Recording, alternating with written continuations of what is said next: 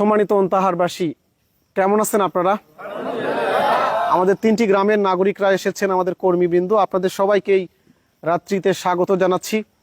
আমি আল্লাহর কাছে দোয়া করছি, আল্লাহ যেন আমাদের গৃহীত পরিকল্পনা বাস্তবায়ন করা তৌফিক দান করেন। আল্লাহর মেহেরবানিতে আল্লাহ আমাদেরকে মুক্ত করে দিয়েছে, আমরা শুকরিয়া আদায় করি আলহামদুলিল্লাহ। এটা হচ্ছে শুকরিয়ার একটা পদ্ধতি। আর একটা পদ্ধতি হচ্ছে যে মানুষগুলো বঞ্চিত ছিল, এই নতুন পরিবেশকে কাজে লাগিয়ে প্রত্যেকজন মানুষের মুক্তির ব্যবস্থা করব আমরা ইনশাআল্লাহ। আমরা যুবকদের হাতে কাজ দিব, নারীদের জন্য নিরাপদ রাষ্ট্র তৈরি করব, আমাদের কৃষকদের ন্যায্য মূল্য নিশ্চিত করব, আমরা মসজিদের ইমামদের সম্মান ইজ্জত আব্রুকে হেফাজত করব, আমরা আমাদের নাগরিক মর্যাদাকে উচ্চকিত করব।